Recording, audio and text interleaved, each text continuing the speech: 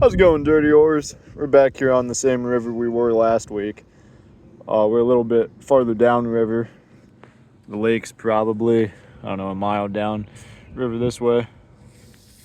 Right now, I have live bait out. Both rods have small bluegill, smaller than my palm, about the same size as my palm, really. This guy's cast right here, right in front of this log, and this guy's cast right to my right in through here by those logs. And I know there's a lot of timber down through here. I felt it when I casted. I probably won't get any of these rods back because of how many logs are down there, but that's how I know it's a good spot. You know, if you don't get snagged, you're not in a good spot. So get yourself snagged and catch a fish. You know, that's what it's all about. It's catching fish, having fun, being out here. I was talking to a guy when I put my canoe in, or else I would have, videotaped me putting in a canoe. But the guy was saying, up at the lake, they're catching some big flatheads just last week when me and Hunter were out here and Frankie were out here on the water. So I know they're out here, at least, out on the lake.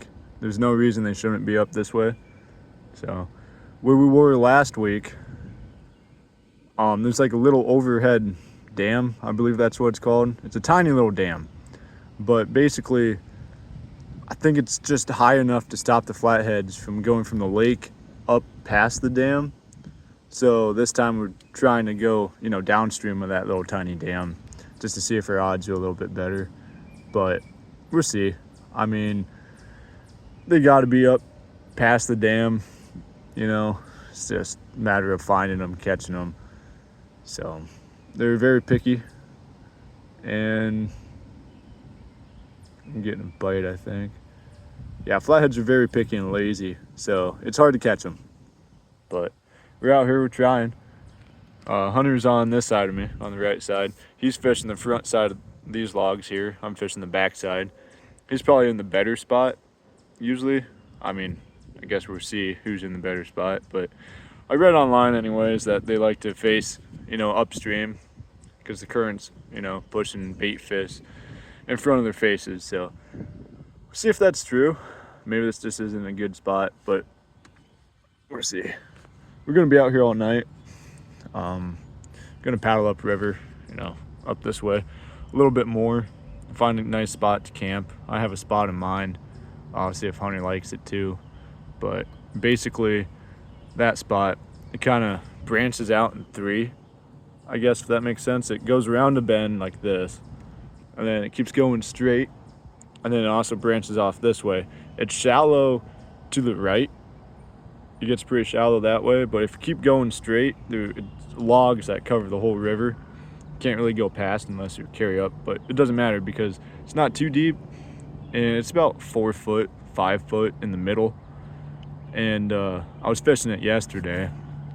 I was getting bites, but I ended up pulling out a little tiny channel cat that was probably less than a pound. But it looks like a nice place a flathead would hang out in. And then if you go to the left around that bend, it's real deep, and there's like a tree stump that grows straight out of the water. And underneath it, and all around it actually, is a whole bunch of logs. It's kind of on a slow bend, like a kind of a wide bend a little bit, and the current's going. I'll show you guys. I don't know why I'm talking about it. I'll show you when we get up to it. But we're probably going to stay in this spot for 10-15 minutes longer. I don't know, maybe a little bit longer. If you guys don't see any more updates, that means we didn't catch any. So I guess I'll see you at the next spot, or if I catch a fish. We're just kind of sitting here waiting for a bite. I'll kind of go over some of my gear, I guess. I can go over some of my gear a little bit better once we, get set up the camp a little bit better. But basically, this canoe it's nothing special.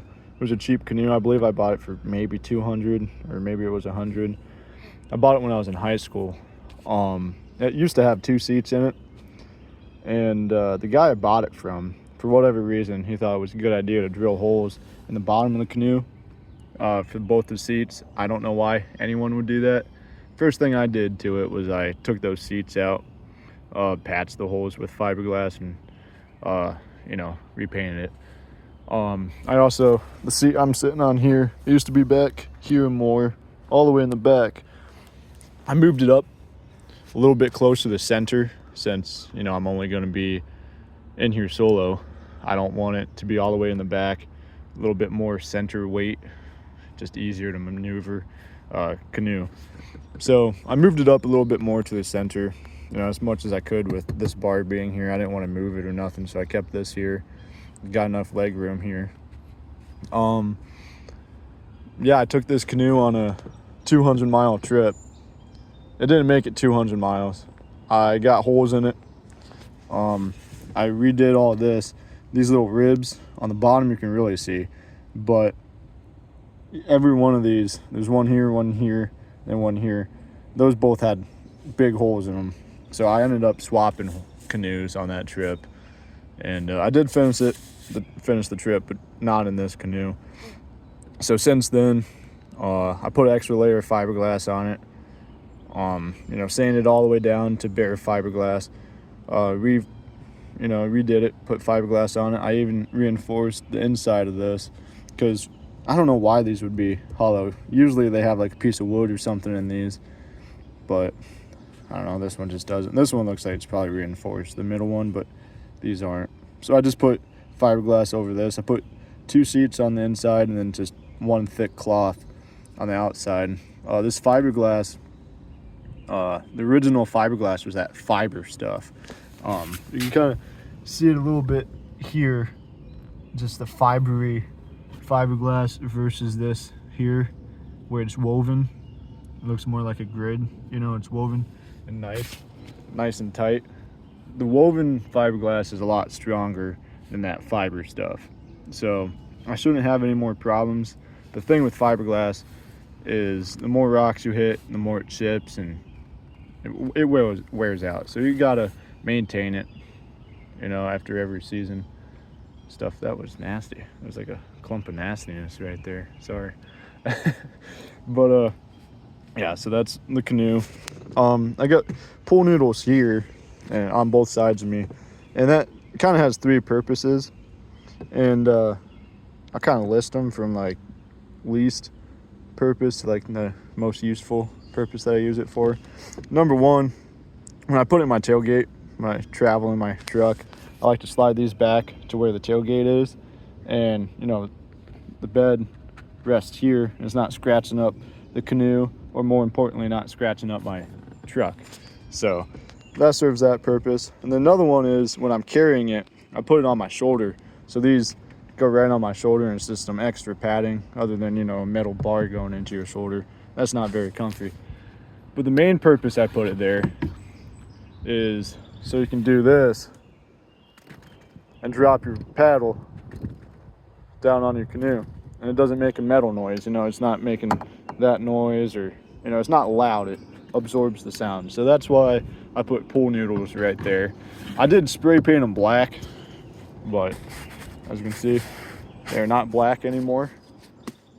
So, and then in front of me, I got the cooler. I bought this thing from Dollar General, 25 bucks.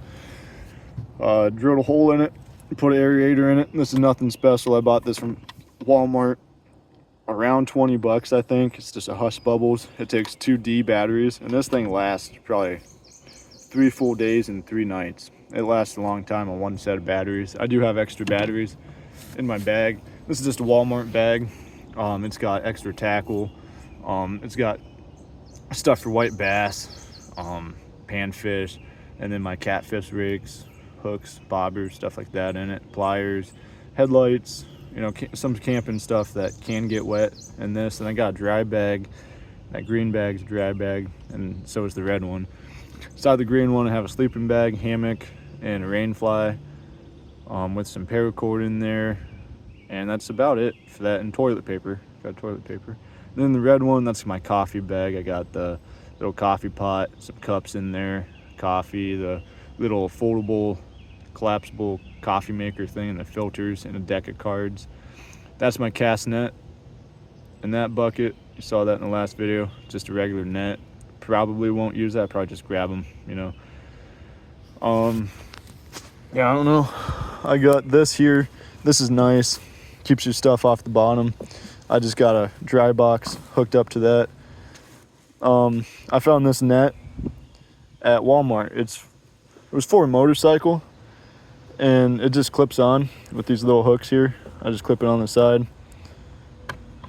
Fast, simple. Keep stuff off the bottom. Anything you don't really want sitting on the bottom getting muddy, just kind of strap here. My life jacket's right behind me. I can grab it real fast. Got some food and drinks in this bag, and then a lantern. This is just a battery powered lantern. Got this at Walmart, and it was only 15 bucks. The reason I got a battery powered one is I usually bring kerosene lanterns, but then you need extra kerosene, and they tip over. And when they tip over, they spill, and then you got kerosene on your canoe, and you know, it's not nice to have kerosene in your boat. You know, you get it on your fingers, you cut bait, and then your fingers smell like kerosene, and I feel like that affects the fish. You know, they don't want to bite something that smells like kerosene. So gonna test out the battery powered one. It's 100 lumens, so it should be pretty bright. And then, you know, it has the little dial that you can adjust the brightness on it. So yeah, I think that pretty much covers all my gear. I got these rods. They're nothing special. I bought them from a local outdoor store by me. They're ugly stick rods, Catfish Commando. They're 7 foot, medium heavy. It's got a Brugosia Ambassador reels on them. They're both the same. And I mean, I caught a 20-pound blue cat on one of these. I can't remember which one because, you know, they look the same.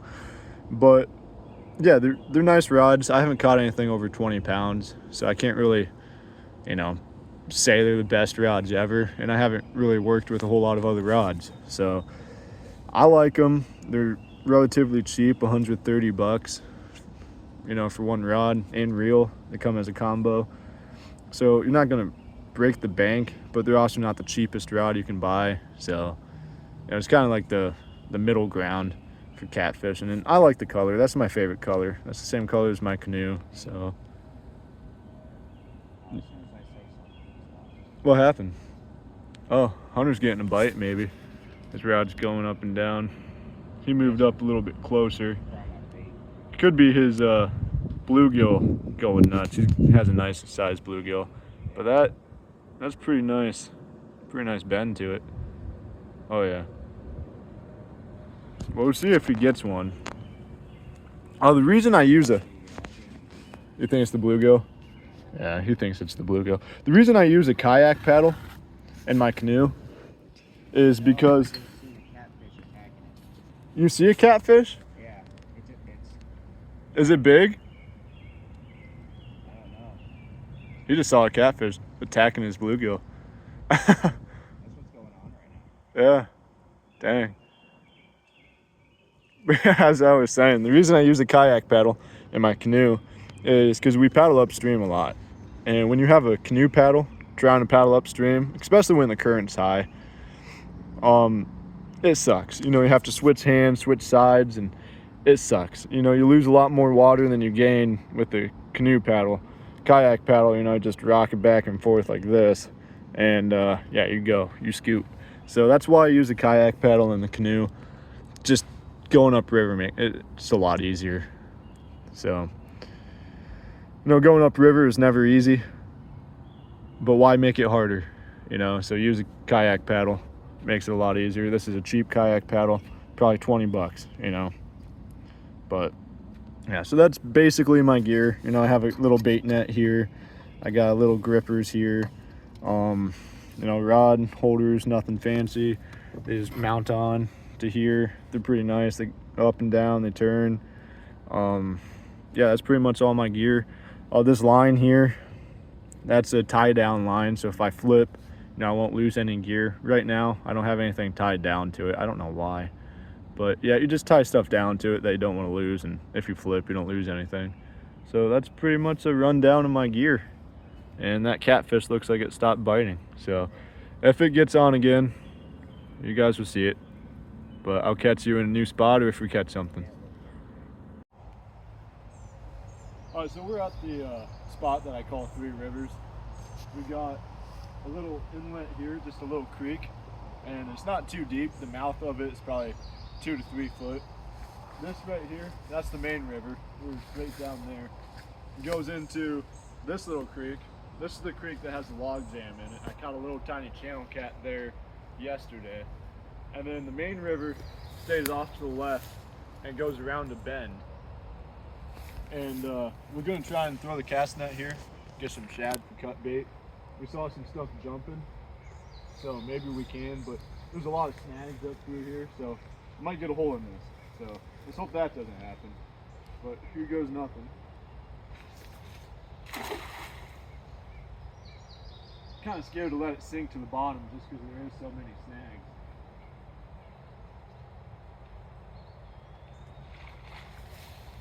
Okay, so we didn't get anything. But I think I'm going to cast it off to the right.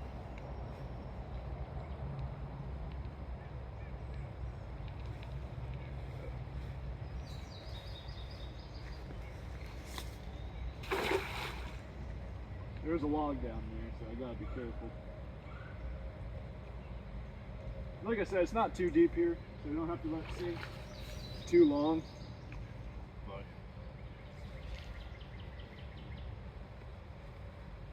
But if we don't catch anything here, we can go down and find another spot. We have live bait, so it's not like we need bait. That wasn't the best throw.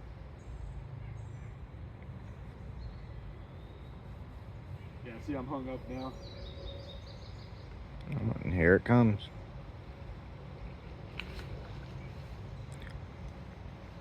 I'm gonna try and throw it up in here.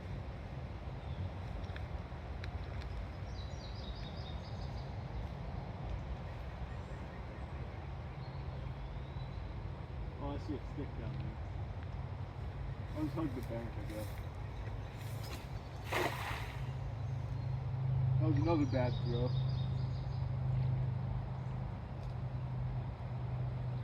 Yeah, we got nothing. So I probably won't throw any more here because there's so many sticks. So you're good. Hunter just found this tree. It's a mulberry tree. Mulberry tree? Mulberry. It's got some berries on it. I don't know why my phone doesn't focus on that. Sweet and tart. Yeah, we'll be eating those tonight. This tree's littered with berries, so that'd be pretty cool. So we're thinking about setting up camp either on this point, and that little creek here goes into this creek, and then that's the main river here. Or we might try and look at this point here, main river, little creek. But yeah, either over on this side, there's a lot of good trees, but there's also a lot of dead trees around here. And if it gets windy, I don't want one of those to fall on us. So, I mean, you can see all the dead trees here. I'm sure there's going to be dead trees over there, but it looks like there's, yeah, a lot less over there. So we might end up camping over here. But our theory, anyways, here is the flatheads, when they're feeding, they'd be up in this shallow water up through here, up in this creek, and this creek up through here. So bank fishing would be nice, you know, in the shallow water at night. If we even camp out, you know, we might get here during the day. You know, we might stay up all night and get to camp at night. But yeah, I'll videotape it when we're setting up camp, wherever we decide to set up camp. But yeah, so okay, so we picked out a camping spot. I'm gonna hang my hammock from this tree over to this tree. They're not the biggest trees, but they're gonna hold my weight. They probably just, you know, bend a little bit. That's not a big problem. My hammock was a cheap hammock off of Amazon. These straps are just decent straps. I got them off of Amazon. Pretty much all my gear is off of Amazon. I didn't spend too much money to do this. So this strap has a whole bunch of loops all the way down it for different adjustments. So what I like to do is I like to stand by the tree, make my hammock about shoulder height off the ground. That's a pretty decent amount. So about right here is where I'll wrap this around.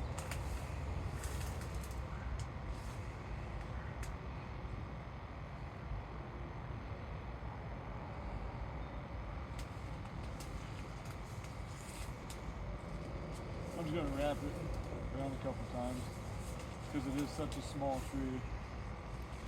Now, that tree's kind of down a hill, so just looking at it's about like right here. So I'm gonna hang the straps about, I don't know, chest height. And that should be good. Now for the hammock. Gonna get one side out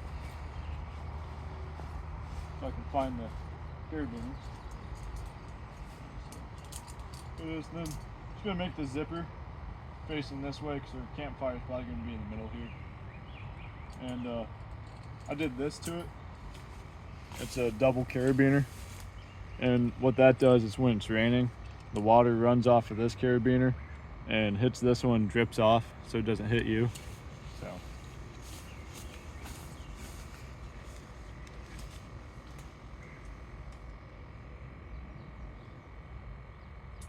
Strap it to the tree, stretch it to the next strap, take it out of the little pouch,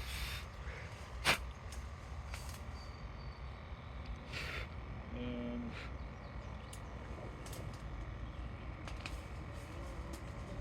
I'm going to get a little bit tighter, just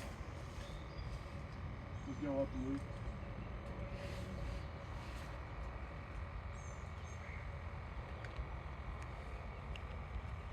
If I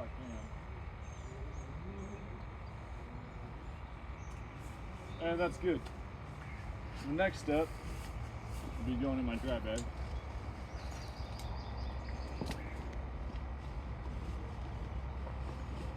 This is my rain fly. I'll probably set that up.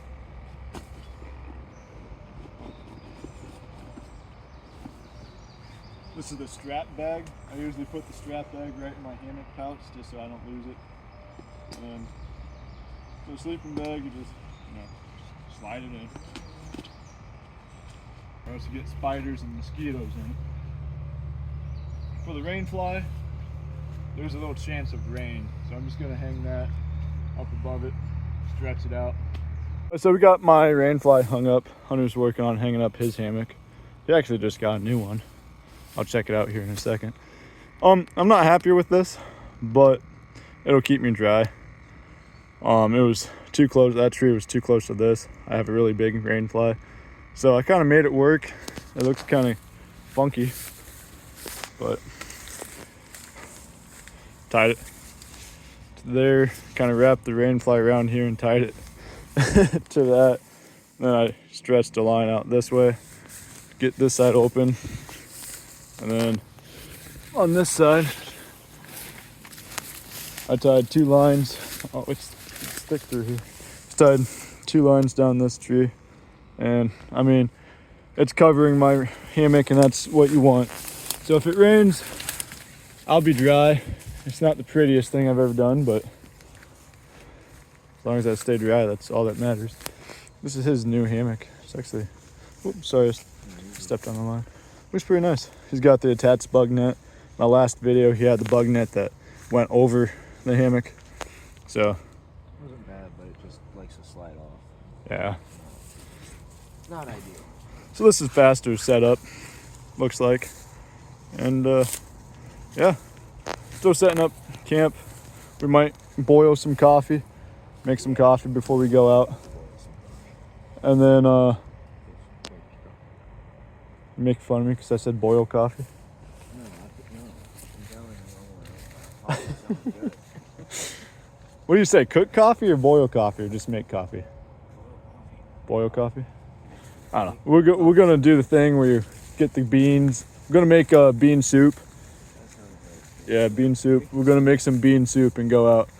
So I got the water boiling for the coffee. I just fill it up with Aquafina water. 20 ounces. These cups are both 10 ounce. So this thing here, the pot I'm using, it is a Stanley. I don't know. It's a Stanley pot, I guess. That came with these 2 cups in it. I believe I bought it from Dick's. I don't remember how much it was though, but it is pretty nice to carry around. It's pretty small.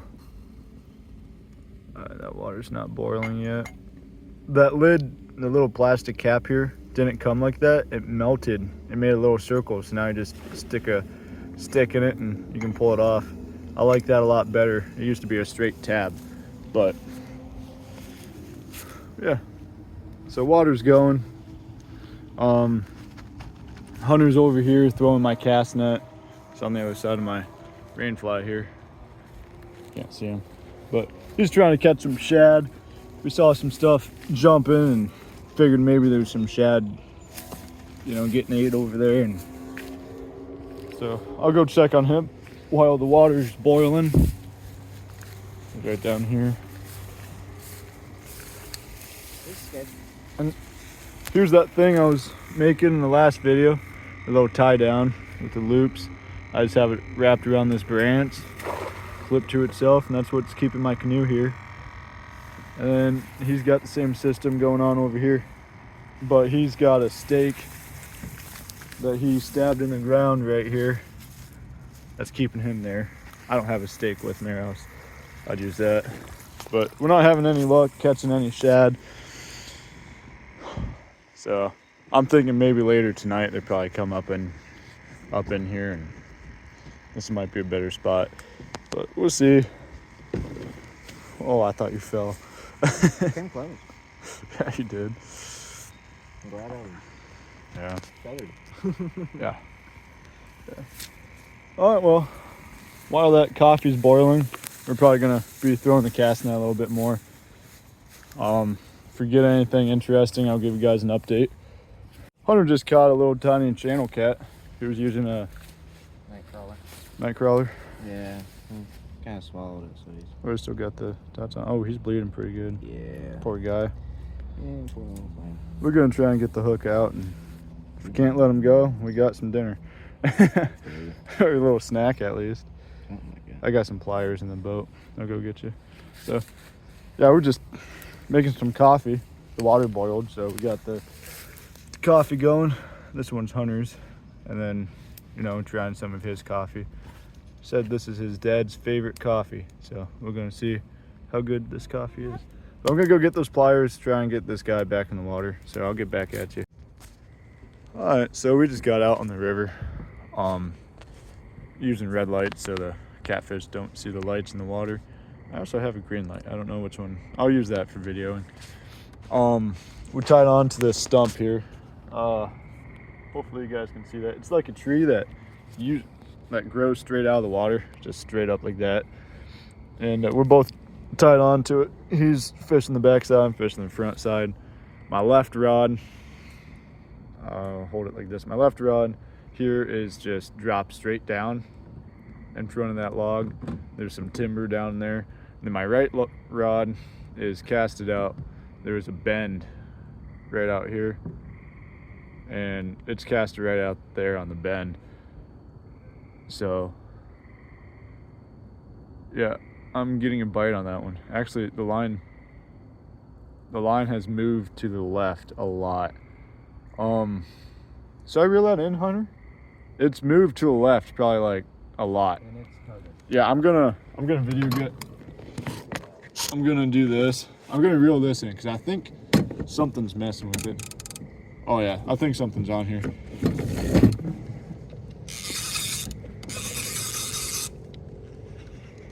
Oh, I popped it out of something. Something had it. I just popped it out of its mouth. And my bait's gone. Yeah, so whatever that was, I'll show you guys what just happened here. I mean, that was out there for less than 5 minutes. It wasn't out there long. I'm gonna cast another one in that same spot. Hopefully we can get something. So I casted straight out in front of me on that bend. I looked up and my line was to the left, like right beside me basically. So I started reeling it and I felt my bait pop out of something's mouth, and I ain't got no bait anymore. So whatever it is, just got a free meal. I didn't feel any weight. I didn't feel any head kicks or nothing, so I can't really say what that was, but I can say it was something. So we'll see if I can't get the bait in that same spot, and maybe it's still hungry. I don't know. Hunter just had a bite. Oh yeah, it's on. I'm gonna turn on my big light, okay, Hunter?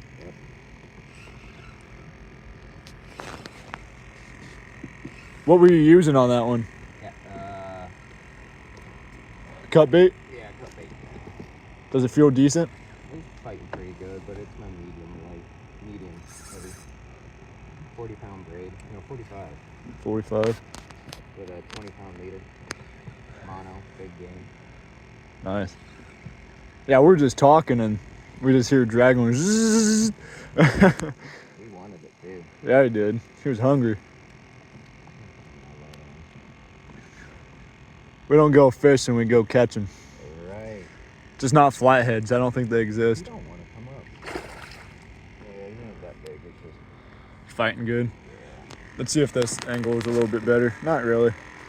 This log is in my way. Doesn't look bad for a channel rat. about 2 pounds. I don't want to blind you with my light.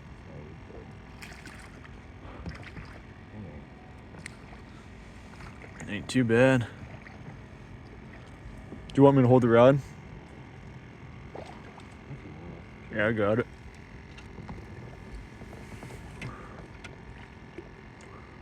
I'll put this on 25 here.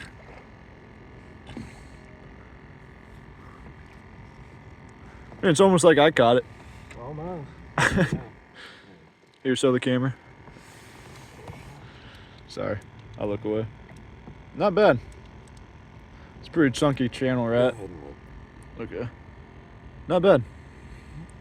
Pretty decent. It took drag pretty good. I'm gonna put this down here. Nice catch, buddy. We found where the one creek meets the main river, makes an island. So the campsite is actually on an island. And there's a big tree right over there. You probably can't see it because I got my red light on, but it covers most of the water. We paddled around the tree and we found that one little creek that cuts around a camp. Yeah, it's pretty shallow, about 1.5 foot to 2 foot, with a couple 3-foot holes in it. I'm over here anchored to this log here. I'm in a 3-foot 6-inch hole, which is a pretty deep hole comparing, you know, that it's just 1 foot through here. I haven't had anything too exciting happen. My bluegill was freaking out for a little bit, but it stopped. Hunter's up there. I think he's fishing the tree. So this should be a pretty decent spot. And there's a lot of fallen trees and timber through here, and the river seems to widen up here too. So we're going to be doing a lot of fishing in this spot, jumping around different logs and fishing different timbers. So I'll let you know how it goes. I have some confidence in this spot. It seems pretty good. So I'll talk to you guys later. So I was doing my daily routine of spider checks, right? And we got a little baby one right here. But we got a giant right here. I don't know if you can see that. Look how big that thing is. I'm deathly afraid of spiders, and that thing is a tarantula, size of my hand. I'm not getting any closer to that guy. I mean, I don't want to even show you guys because I'm so scared. Look at that thing. Yeah, that thing would eat a bluegill. Probably eat me. He's ready to eat something. See his legs? Yeah, he's huge. I'm going to go show this video to Hunter and get out of here. What's up, Dirty Oars? We moved to a lot of spots. I didn't videotape all of them just because, you know, nothing was really happening. But this spot's a little bit different than what we usually hit. I'm tethered right up against the root, right up against the bank. And we're fishing the bank. I got the right rod has live bait. That's cast a little bit in front of me. And my left rod's casted past the right rod. And that has cut bait on it. And we're fishing the banks, undercut banks. Don't know if you can tell, but the banks go up underneath quite a ways, all the way down. So I'm thinking this might be a good spot for a flathead to hang out. You can kind of see what I mean, how it goes under. And yeah, they like undercut banks. Had decent depth to it. So we'll see what happens. That one just clicked. This one has cut bait, so I don't know, that's the second time it's clicked. But that doesn't mean I'm gonna catch something. So one thing about tethering up to the bank is I was looking around and there was probably 1,000 spiders, and I'm not talking small ones. I'm talking about the fishing spiders that are the size of your palm. And yeah, so I'm keeping my headlight on, constantly scanning the bank, because if I see one of those, I'm out of here. I want to catch a flathead, but I don't want a tarantula getting in my boat, you know? So making sure those don't get in here. I really don't like spiders, so watching for those. Yeah, we got something. We had something. Did you hear that, Hunter? He's not there now. That's now the third time it's bit on that rod, and that has cut bait on it.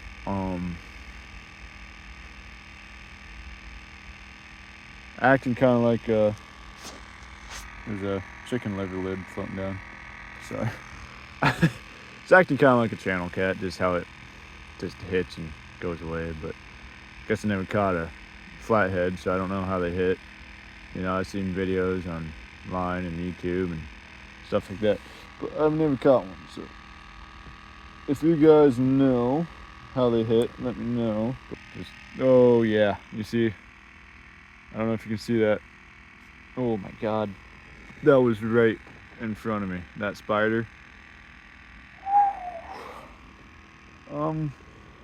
Yeah, I am scanning now because I lost him. Oh God, where'd he go? Oh no.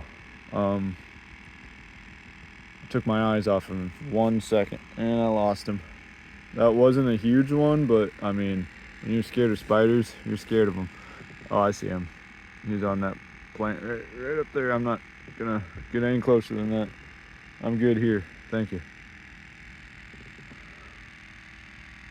Oh yeah, you see what I mean? My canoe just wants to hug that bank. That's not ideal, especially when that spider is like a foot away from my face.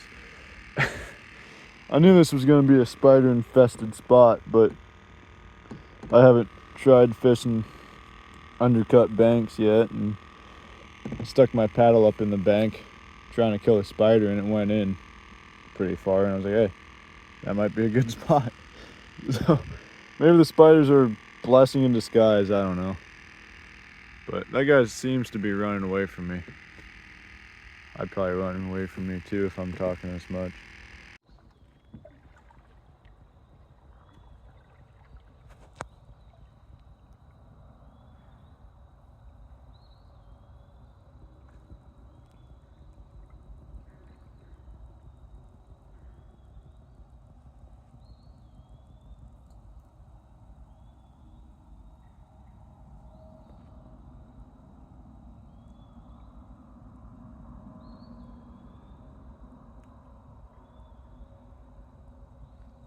Hunter and I just arrived back at camp.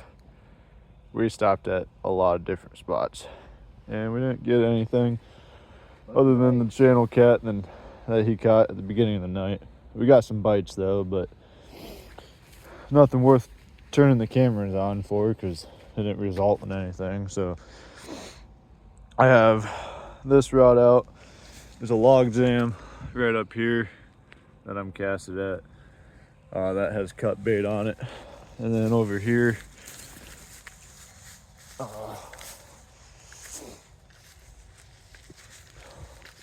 I have another rod out that has live bait on it. Right here, stuck in the ground with the rod holder. Bail's open, clicker's on. And it's casted out in 5.5 foot water right in the middle of this river here. So we'll see. But we're gonna go to bed, get a little bit of sleep. I got stuff to do today, later today, after noon. So hopefully we wake up at a decent time. We can hit up a couple spots before we leave, but